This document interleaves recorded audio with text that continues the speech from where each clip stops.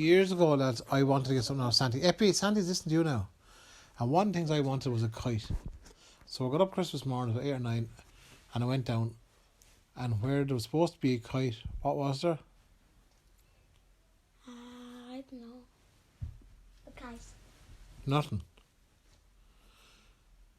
And everyone else got presents. And I've been real good. And Mammy says, I don't know what went wrong. I said, well, fuck that. I said, that's no good.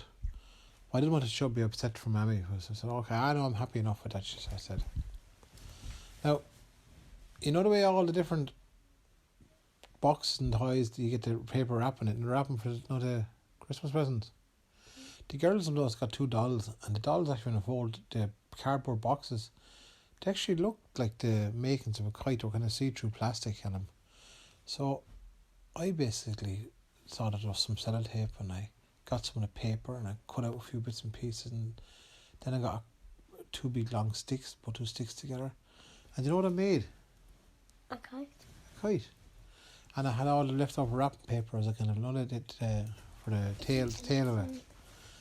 And there was some string we had out in the shed from, what do you call it, fishing line. And it was a lovely bright winter's day. I went outside and Nanny looked out the window and she said, how would you look at Mick there now? Out there playing, happy with whatever he gets.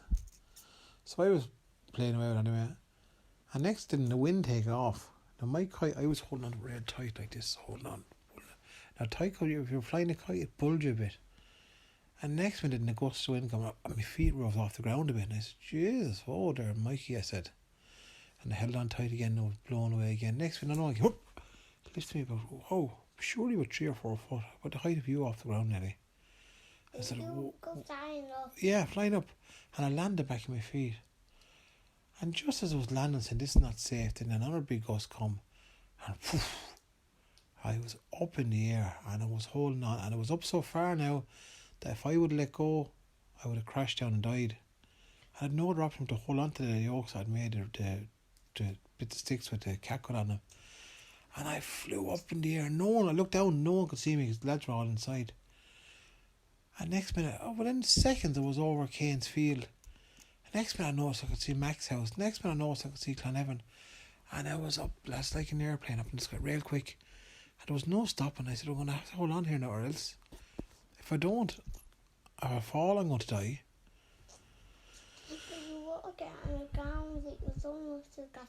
Yeah. So didn't the wind blow me? Up. And next minute I said, oh no, lads, no. This happened so quickly. And next minute I could see the sea. I was out over the sea.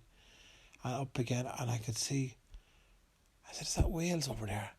And I could see Wales and England, and I could see I was up in the sky. And it kept blowing me, and I was there holding on for dear life. It was like riding a bike, holding on, and I was holding on, and I was just holding on. I said, what's going to happen? This is a dream. I said, if it's not a dream, it can't be a dream. And Nanny went outside. And she looked around. Where's Mick? He kept calling me, and screwing. Where's Mick? And there was no sign of anything missing, but I was missing. I made me kite. And sure, lads, didn't I fly up so far? Oh, next minute I noticed I could see mainland Europe, I could see France. And I was blown, I was freezing cold. And I was holding on, there was birds flying by, I could hear airplanes go by overhead. Could you see Florida? No, I was going the other way. But it blew me, that, and honest to God, I went over France and Germany and over Russia. I was freezing over Russia and back around, and I came back in through America. And by this stage, here was Santy. You know what Santy was doing? He was only going around to some of the places in the world where he'd missed. And I'd come in over where it was Alaska and back over between the Canadian and American border. And next minute, I looked and I could see this yoke flying ahead of me. There's reindeers and this sleigh. I said, that's fucking Santy. And I said, hey! I shouted again, hey! I said. And he turns around. He looks and says, hey, stop there, will you? And he pulls the reindeer. Stop there, whoa! And I fly right as I flying in, and I grabbed him back in the sleigh. I said, hang on to me there, will you pull me in? And he pulled me into the sleigh. I said, I'm fucking glad to see you. And he goes, who are you? I said, that's right. Who am I? He said. And he said, take down that old kite, will you? It's going to cause trouble. So we pulled the ropes in. And I said, what? I said to me, what are you doing up here? I said, well, I went outside. I said, and I went up this morning and I was supposed to get a kite off you. I said, oh, did you? I said, yeah, I was supposed to be a kite off you. Did you not get the list? Well, I get so many lists. Well, I'm telling you, I sent you. I ordered that. I said, but I said, listen, don't worry about it. I haven't made it show up. But sure, it's dangerous. They have to catch the wind because there's red light. I said, I can see that. I said, I've been up here for, I said, well, the last half an hour I've been blown right around the world. And I said, lucky I saw you.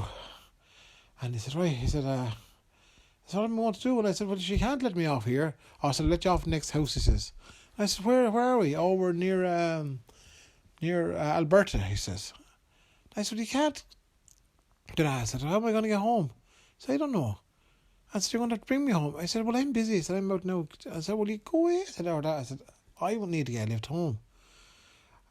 And I said, well, I'm busy. All the children are waiting for the toys. I said, I don't care do a shite. I said, you're going to bring me home. Or else I'm going to jump out here. Then if I die, it'll be on your conscience. And he hummed and he hauled. I said, listen, I'm up here because I didn't get a proper tie off you because you forgot me. Right, that's not good business for you. I said, I know. And where is it? I said, oh, it's probably there in the back somewhere.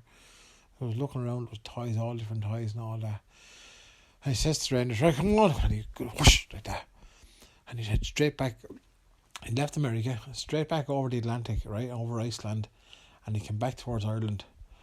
And I said, where are you? I said, I'm down here in Wexford. I said, oh yeah, no. I said, where are you? And I told him where we were up near Ballyguard, up near the coast.